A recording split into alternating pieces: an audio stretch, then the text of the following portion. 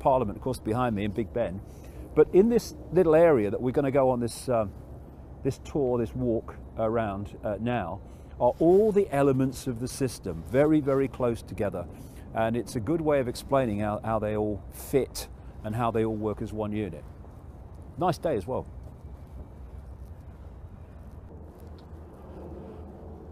Well, when you're going around London or any town in Britain, city in Britain, in fact increasingly around the world, America, etc., then these are everywhere. These cameras which are keeping surveillance on the population 24/7. So we're having a camera on the cameras now. There's someone behind that. Hello, all right then. How's the kids?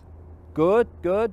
And what we are seeing is the Orwellian state unfolding before our eyes, and the excuse is terrorism, right? Protecting people from terrorists.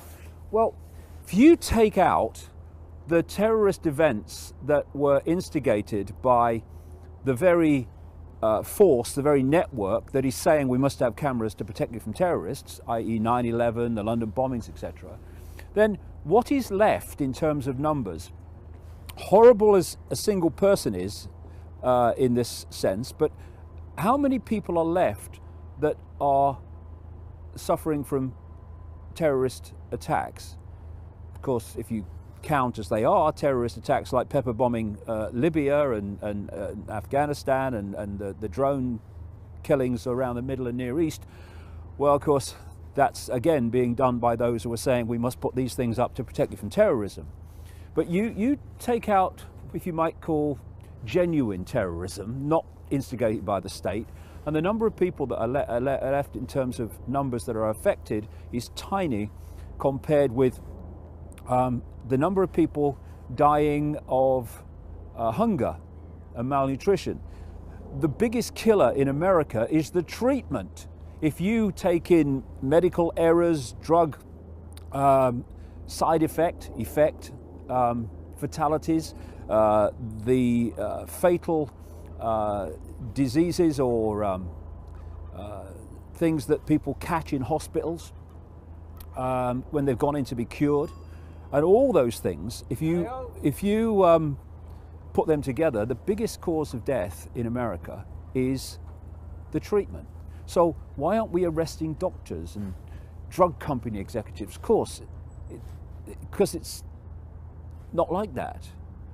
And this has nothing to do with terrorism. It's to do with building a surveillance system, getting more and more detailed and more sophisticated every day to keep the population under constant surveillance, to make sure that as more and more people, and we head towards critical mass, have seen, whoa, I can see what's going on, that everything's in place to stop that actually having an effect. This is what it's all about. And they reckon, some figures are that walking around the average city and town in Britain, you will pass in the average day more than 300 cameras.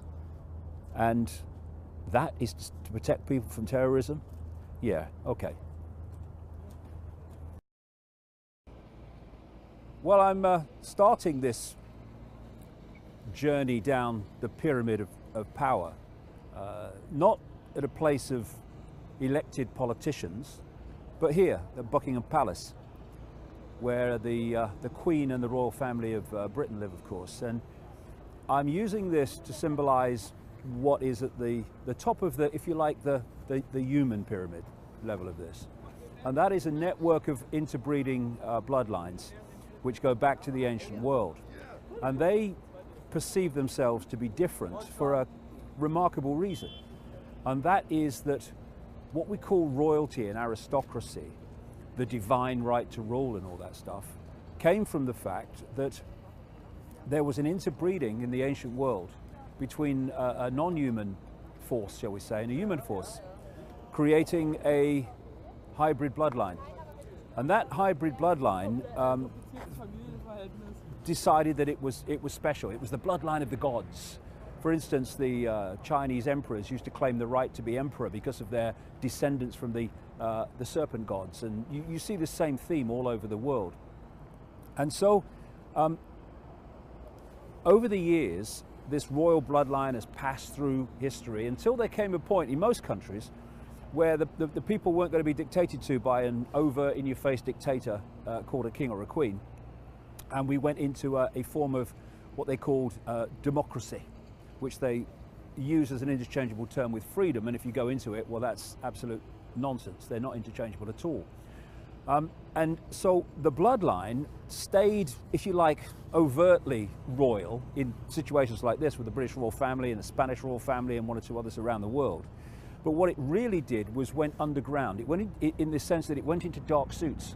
It went into banking, it went into business and corporations, it went into all these institutions of control that are not associated by the public with royalty, but those bloodlines are those same former overtly royal bloodlines.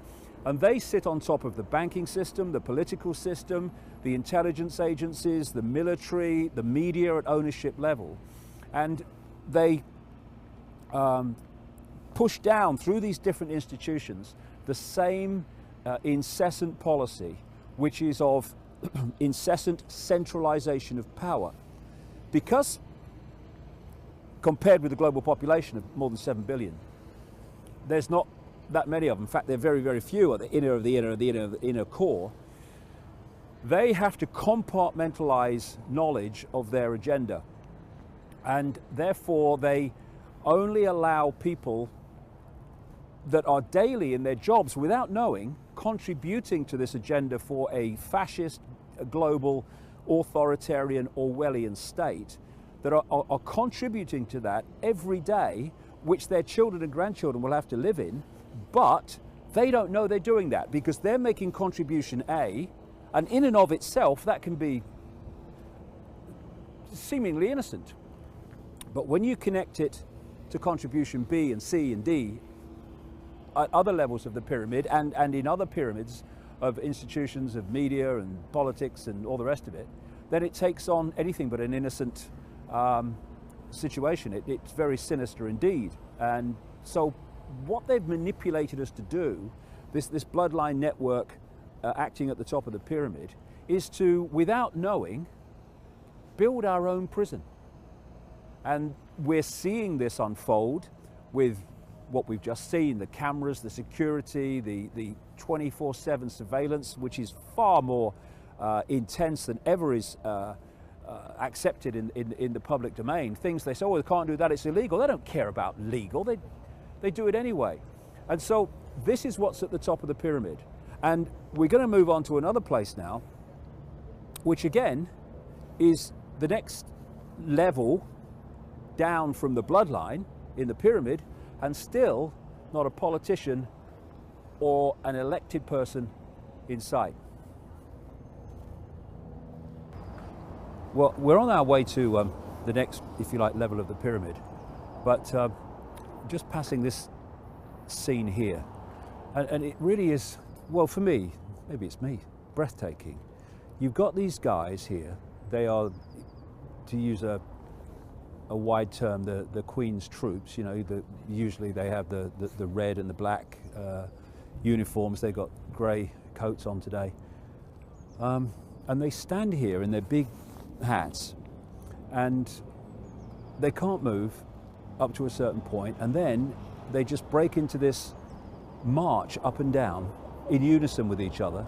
Then they come back and stand in a still position again. And you know, these guys are not just ceremonial, they're deployed to wars. Goodness knows how many, you know, Britain fights. They're deployed to wars and, you know, put their lives in danger and kill other people. But then they come back here and they do this. And it's incredible. If you want to see how robotic people can be made to be by orders and by programming, well, just watch this when it starts. You can see them now just standing there. just doing nothing, not moving anything. And then they do this little march up and down, and it goes on all through their time that they're there. Then some others come and do the bloody same. I mean, the world is bloody mad, you know. And we're in the epicenter of bloody madness in so many ways. We really are.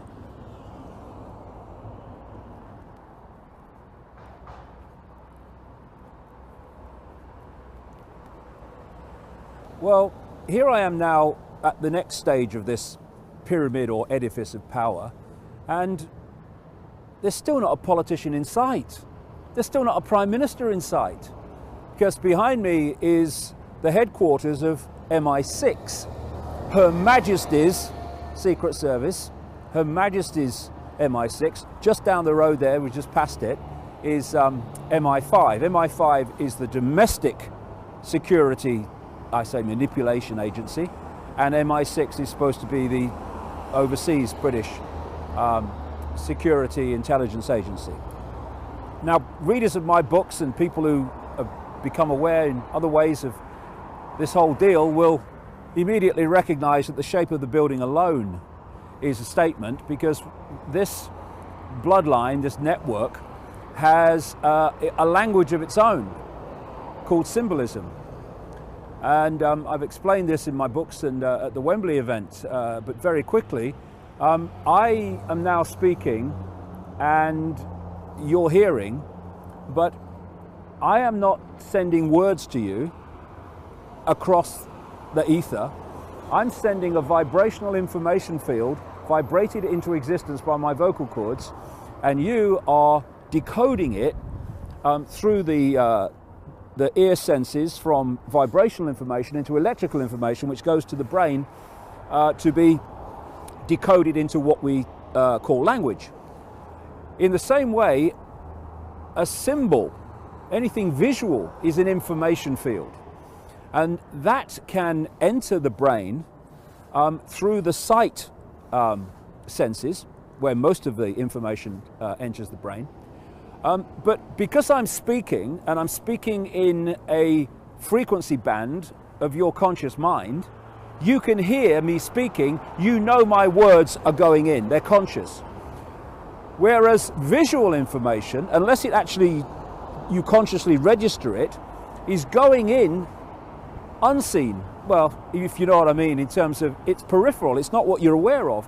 It's going in unknown, if you like, into the subconscious.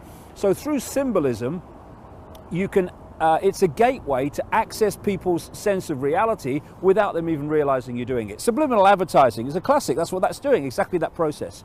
So this language of symbolism is very important. It's not just for, you know, show. It's because it's a language that can get into the human mind.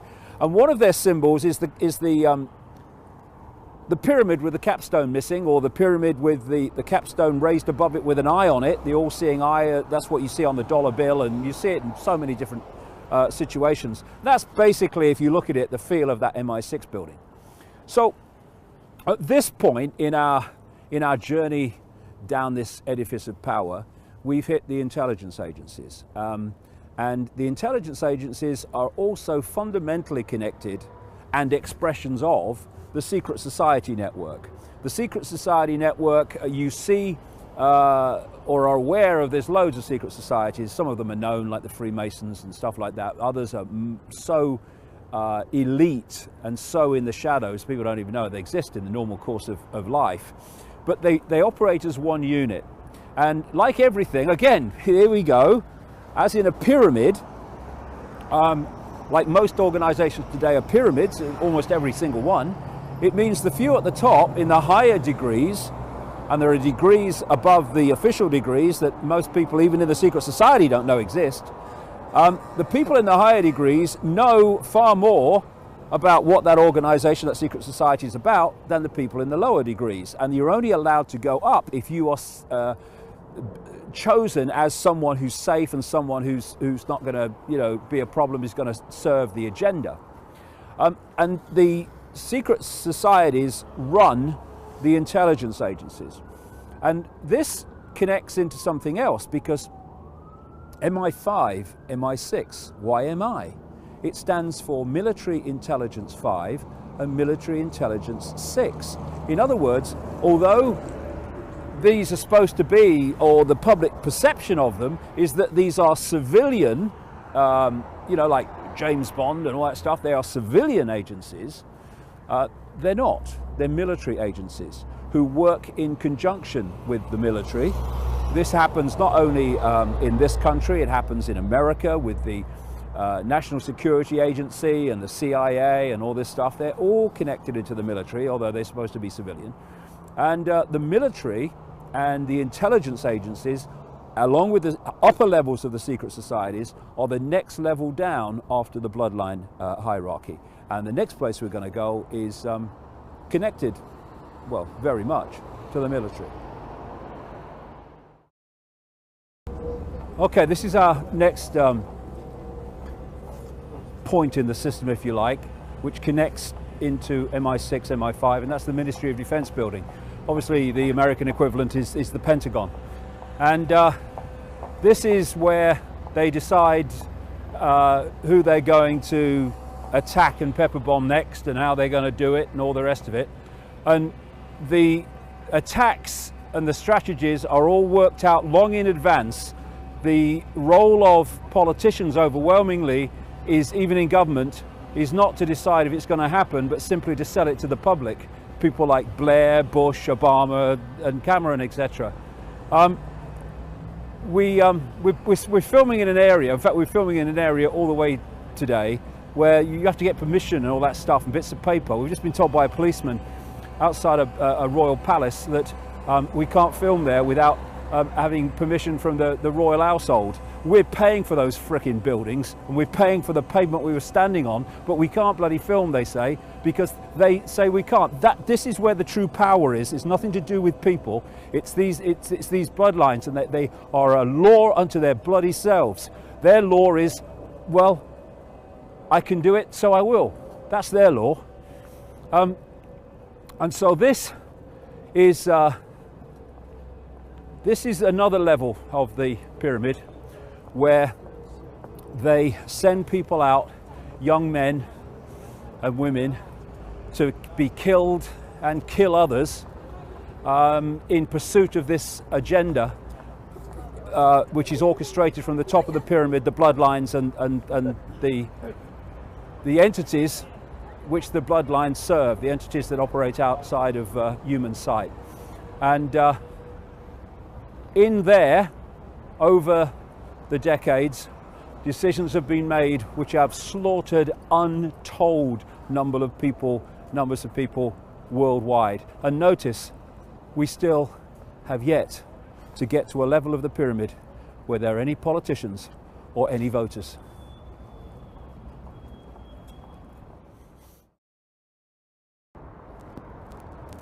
Okay, behind me is Westminster Abbey, where many of the royals get married and stuff like that.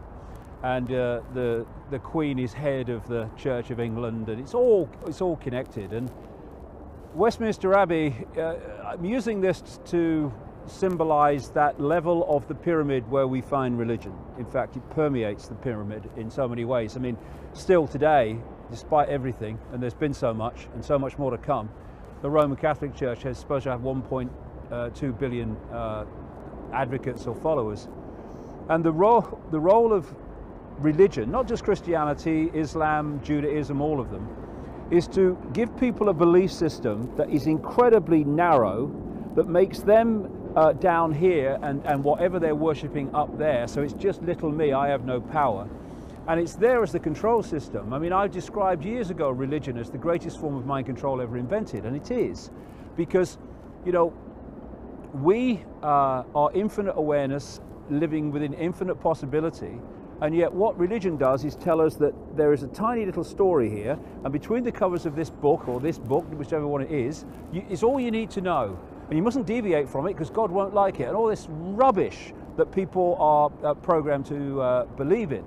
And because of its role, what religion is the outer public face of the secret society network. This is why when you look around churches, and particularly cathedrals that were built and designed by people like the Knights Templar, one of these major secret societies in the web, you find secret society symbolism.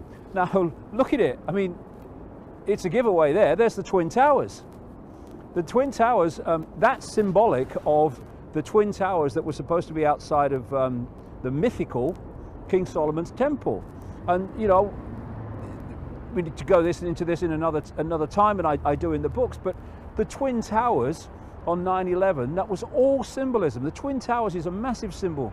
If you go to the Mother Lodge of Freemasonry in Great Queen Street in London, you'll see inside depictions of the Twin Towers, and this is a classic depiction. And when you go into these cathedrals, Westminster Abbey included, you see the black and white squares on the floor. It's a Freemasonic secret society floor, because it is an expression of that.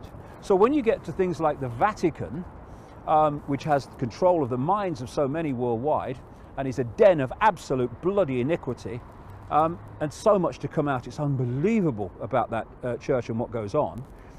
When you go to the Vatican, the inner core worships Satanism. They're Satanists, and then out comes the public face, which is mild Satanism. If you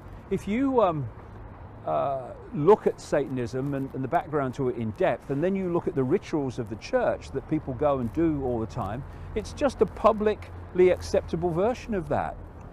You know, Satanists, you know, they literally sacrifice people and drink the blood. Well, you know, the Eucharist, where they eat the body and drink the blood of Christ, it's just a publicly acceptable version of the same thing.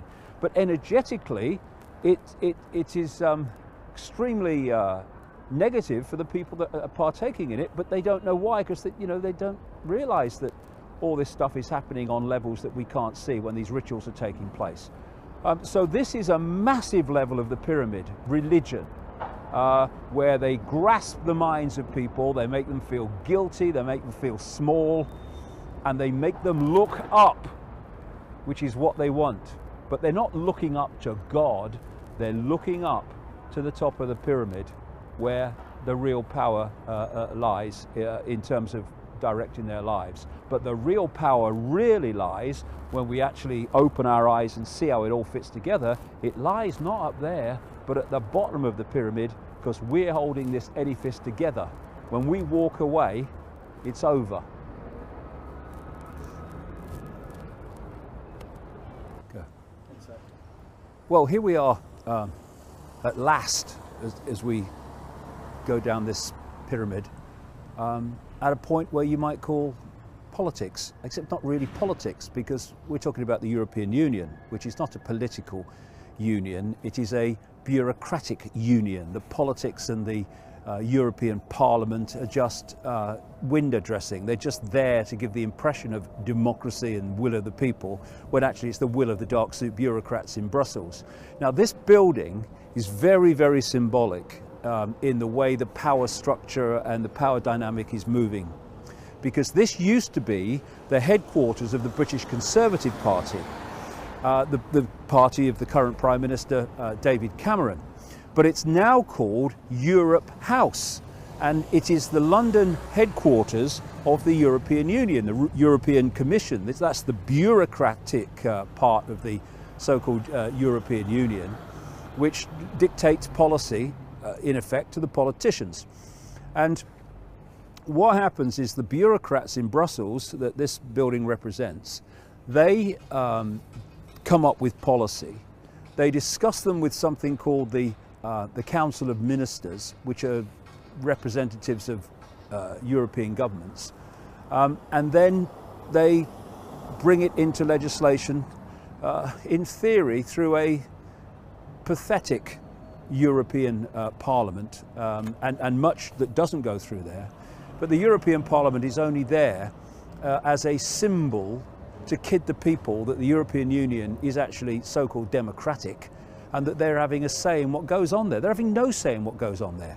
And the reason that I've started in the pyramid here and not at Westminster or Downing Street is because this is where the power is. Something like 70–75% of legislation that becomes law in Britain now is not passed by decisions made in Britain. It's passed and rubber stamped by decisions or on decisions made in Brussels by dark-suited bureaucrats. And when there's a few of you and you want to control the mass, then what you need to do is constantly centralize decision making. And at every point you centralize, fewer and fewer people are making more and more decisions over more and more people. So you had one time a tribal situation where people in the tribe decided what happened in the tribe. Then loads and loads and loads of tribes were brought together and called nations. And now nations are being brought together in unions. And what is the European Union? They plan for North America, they plan for all around the world. And to bring them into being, they're using the same scam that they did with the European Union, which is let's tell them it's a free trade zone, just about trade, and then stepping stone, totalitarian, tiptoe as I call it, will add the centralization of power until where we are today, where the European Union has, shall we say, representatives and agencies throughout Europe which are known as national governments, because their power is being neutered by the day. So this is the real power center in Europe, the European Union. And everything that goes on around here politically is just going through the motions overwhelmingly. Well, we're going now to the official home of the Prime Minister, Britain's version of the White House. Not as impressive, but same theme. And we're a heck of a long way down this pyramid before we meet in the Prime Minister of the country. That's how the system works. Now at last, after all these stages down the pyramid, we're actually getting to someone who is, in theory, elected the Prime Minister of Britain. This is Downing Street. I came along here when I was a little kid in the 50s, my first visit to London. Came down on a steam train, that's how long it was ago. And you could walk up there. I remember walking up there and with me dad and my mother and looking across the little road at Downing Street. This is as far as you can get now. It's all gated off, it's all fenced off, it's all security and what have you. And it's very symbolic of the way it's all, the people running countries and institutions are pulling further and further and further away from the people, becoming a total law unto themselves. And the Prime Minister, Cameron, Blair, whoever it is, they are gophers. They are put into power by the bloodlines because what happens is the bloodlines control the major parties which have any chance of forming a government. So whichever it is, in this country, Labour or Conservative, in America, for instance, Republican or Democrat, they are answering to the same masters, although they appear to be different. That's just to kid the people that people have choice and they're deciding their own government. They're not.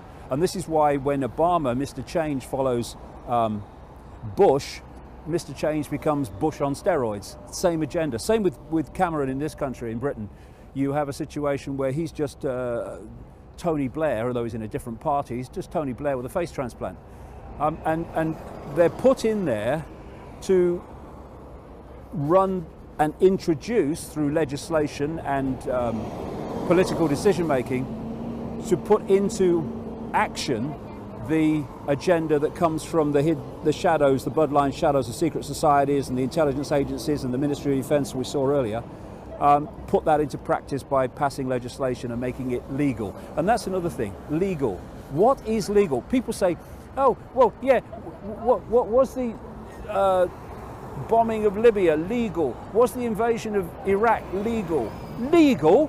Why are we asking if it's legal for? We should be asking if it's right, if it's fair, if it's just, if it's moral. And no, it's none of those things. What is legal? This is what legal is. It's a bunch of criminals in dark suits voting to make their own criminality non-prosecutable. That's what it is. That's what legal is. Legal, irrelevant. This what should make decisions, not frickin' legal. Anyway, that's what they do because they control the law as well. So this is Downing Street,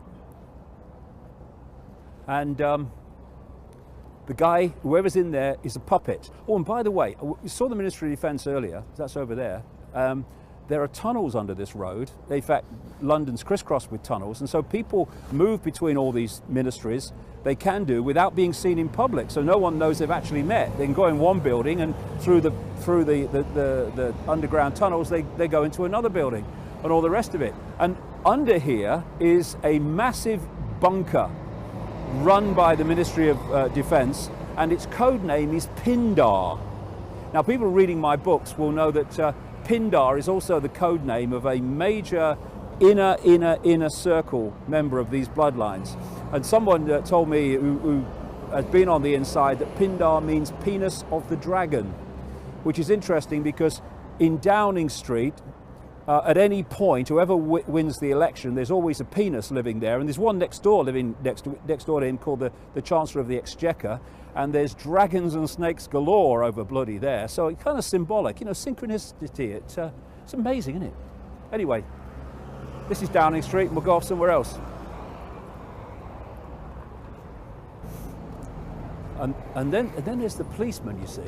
The police are there. Once things have been made legal, I vote to make my criminality legal. Okay, the ayes have it. And once they've done that, then the police, their job is to impose upon the public what they've made legal, even though it's a load of bollocks, even though it's killing people, whatever. It's unbelievable. We do live in a madhouse. And once you realise that, it all makes bloody sense. Now, as we just come down from Downing Street and across from the Ministry of Defence on the other side of the road, that's the cenotaph. It says on it, the glorious dead.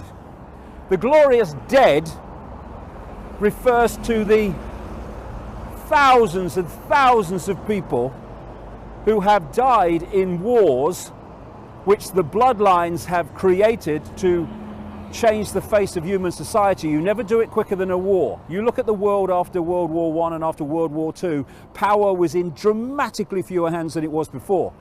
And to bring that about, you need your glorious dead, which are the people who are earning a pittance, who are sent off in uniform to fight wars, while these people over here in the Ministry of Defence sit on their arses in their uniforms, telling people to go and do this and go and do that. People over here in Downing Street and other places, they're saying, we've made legal going in and killing and pepper bombing another load of people in this era with brown faces, in other eras in Europe and around the world with a great British Empire, and it's all built on the glorious fricking dead who come home from these wars, if they do come home, to poverty and joblessness and all the rest of it. It's unbelievable. We have to stop being pawns in this game, and therefore we have to stop, first of all, people of the military, stop being the glorious dead, and stop making other people dead in other bloody countries. Come on, it's ridiculous what's going on here. And every year in this area here, you have the people that have sent people out to die and kill others, people like Cameron and Blair and these people, and they fill here and the bloody royals turn up, the bloody bloodline, and they put wreaths on that cenotaph. Oh, the dead. And then people, old people who fought in the wars, who are now aged and infirm, they kind of march as best they can past the cenotaph, remembering their colleagues and all the rest of it. And how these people like Blair, a war criminal, Cameron, a war criminal, can possibly have the nerve to put wreaths on this cenotaph every year is unbelievable. But they have no shame. If they had, they wouldn't do what they bloody do. You see that? Cabinet war rooms. Tell you what the cabinet war rooms is. That's people who've overwhelmingly never seen a gun fired in anger, right? And deciding other people are going to go and die and kill other people, eh? Dark suit assassins who if they were put in danger, they'd cancel the bloody laxative bill overnight.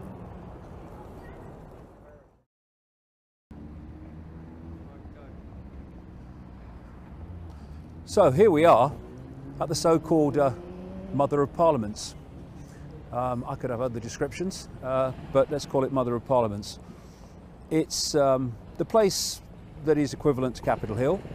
and it's one step down from the Prime Minister and the government level. And this is called the Palace of Westminster. And it's basically a waste of space. I've mentioned already how much legislation that becomes law in Britain doesn't start out here at all.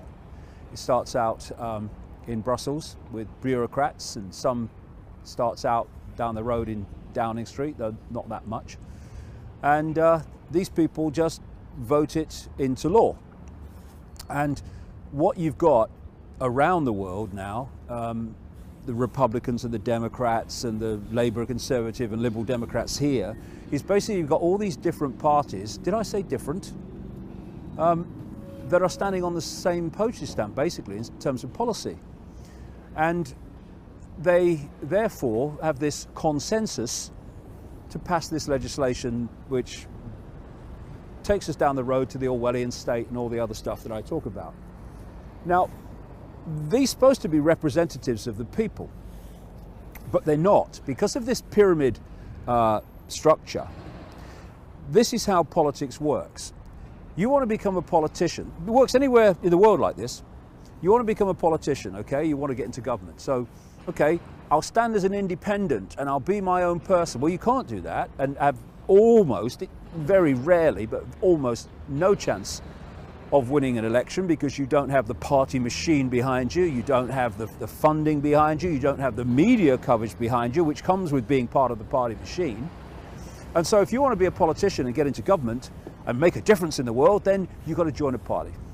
Now, to join the party, that's easy. You pay your subscription and you sign your form.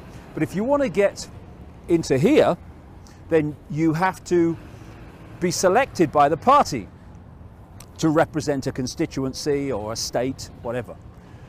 To do that, you have got to be acceptable to the party hierarchy at the top of the party pyramid.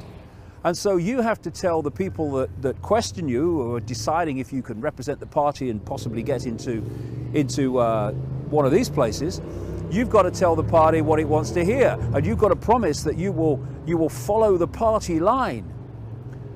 Right, so you do that and you get elected. And in most constituencies and almost, most states, if you've got a certain colour rosette on representing a certain party, you're pretty sure to get in. There are a few marginal states where it's a bit, is it or not? But in most of them, they're called safe seats. You get your party to get you to stand in an election, you're bloody sure that you're gonna win because of the nature of the people and how they vote in that area. So then you come here and you want to get into government, or you want to get high in the party at Westminster that you represent. To do that, you have to, again, do what the pyramid of the party demands that you do. Because if you don't, then you won't progress in the party because you are being your own man, your own woman. They don't want that. And they have people called whips. And their job is to get people, when there's a vote, they have what they call line whips, 1 line whip, 2 line whip, 3 line whip. 3 line whip means the party's telling you you will vote the way the party's telling you or the government's telling you or whatever. And if you want to represent your people or represent your own feelings about the issue, then you are defying the whips. You're not speaking your truth, representing the people you're supposed to represent. You are defying the whips. And the whips come along and they say, look, if you don't vote with the party, that's the end of your political career in this party. You're not going to progress. And in some areas, and this is far from uncommon, very far, they'll know something about you that you don't want the public to know. And it's like, well, it would be terrible if this came out, wouldn't it? All right, well, how do you want me to vote? And this is how it works. And this is called representation of the people. It's a load of bloody nonsense. And what you have here are voting fodder. They just go through what they call the lobby here, or they vote, in other words. And it's like, oh, there, the ayes have it. No, the ayes don't have it. The people who've decided the legislation and the way the law is going to change and have got this fodder just to go through in enough numbers to vote for it, they have it, and the people have it because they have to live under the changes that have been made to the society in which they live. And so many laws, so many regulations are now being voted in. Like, there's a tidal wave of them because the Orwellian state's moving in. And like I said earlier, once this farce of a process has happened, then the law enforcement come in their uniforms and they enforce the law, the legal law. Actually, legal and law are not the same thing in my view, but they impose the legislation upon the people. Extraordinary. But it's democracy, ladies and gentlemen. It's freedom. Wouldn't it be great if we, or wouldn't it be terrible if we lived in a tyranny? Phew, pew. Now, having got this far, the way this edifice survives is because of something represented in this area outside Parliament. It's very, very quiet today. There's only one film crew, television film crew, waiting over there for some reporter to come along and tell the people bollocks. Anyway, what this area is where when there's a big story or a big vote going on there, this place is packed with film crews and journalists talking to the world and talking to Britain. And this edifice of top-down hierarchical tyranny survives because of these people and the global mainstream media in general. Because if I can uncover all this stuff, so can they. But instead of uncovering it, they ridicule it, and they are the public relations office. They are the promotion company of the conspiracy. And I've worked in journalism for a long time with the BBC and with newspapers, radio, the whole shebang, a long time ago now. And journalists don't overwhelmingly do this. One or two are in on it. The vast majority tell the story that the power structure wants the people to believe because they are ignorant of what's going on. They are uninformed, they are unresearched, and when you're in that situation, you have one option in terms of providing information for the public, and that is taking what they say, taking what the Prime Minister says, taking what the European Union says, taking what MI6 and MI5 say, taking what the church says, and delivering it as news when it's just a repetition of the official version of everything. And we call it journalism. It is not. It is repeating. It is the repetition of the official story night after night after night after night.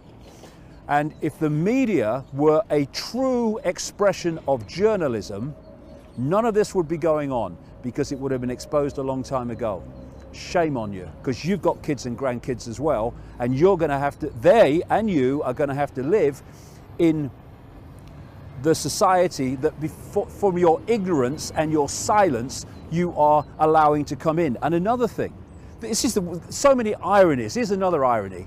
The very media that has become nothing more than the mouthpiece of the official version of everything is now being crushed in terms of its freedom by things like the Leveson inquiry in this country and other press laws and what have you. Television is being squeezed in what it can say and what it can't say. And so they ridicule and dismiss a conspiracy when it's actually stitching up their profession. Oh, take me home, mother, it's mad down here. Okay, we've got one more place to go. And like we shouldn't be filming around here, you know, oh, it's naughty, even though we pay for all this stuff. So when we get where we're going for the last shoot, there'll be policemen around and stuff like that. They might leave us alone. In the past they haven't, shall I say. I've had some nice conversations here with policemen and policewomen. So just going to go there. So how long we go on filming, I don't know, but we're going to keep going, see where we go, because this is a place now, having explained all this great evidence of power, all this top-down hierarchy, all this control. This next place is extremely relevant for where the people are in this pyramid.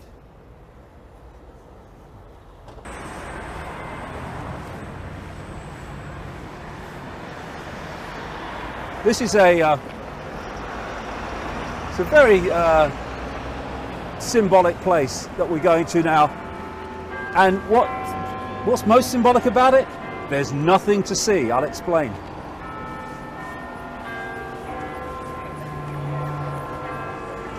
For years after year after year, there was a guy sitting here called Brian Hoare. He started as a protest against what this country and America was doing in bombing children and slaughtering the innocent. And he sat in a chair here and he stayed here. And eventually he died of cancer. And he was hassled, he was beaten up, he was disgracefully treated by the police. And then he was followed by a lady called Babs Tucker. And Babs Tucker stayed here for a long time, and eventually, through the pressure of health and everything, she left. And here, but she still intends to keep going, I'm sure. But at the moment, not here. And there was a big display here of slaughtered kids, which was pointing out there and saying to these people, this is what you're doing. And highlighting what war is about and what the war on terror is about. And it got to the point with this buffoon, this professional buffoon of a mayor in London called Boris Johnson, who ran this campaign to get rid of them. It got to the point where there was just left the banners or the display, and Babs Tucker sitting here with nothing but an umbrella. And if this was very recently, and if you go onto YouTube or onto my website, you may have seen it already, you'll see when the police came in the night and the council officials came in the night in the early morning and hassled these people, and they had people on the ground, you know, putting handcuffs on them, doing nothing but protest against the tyranny that I've been describing in this walk around London. And they were saying the umbrella could be construed to be like a tent. So just sitting here in protest against the slaughter of the innocent around the world with an umbrella was not good enough for this edifice of power, because the people have to be crushed.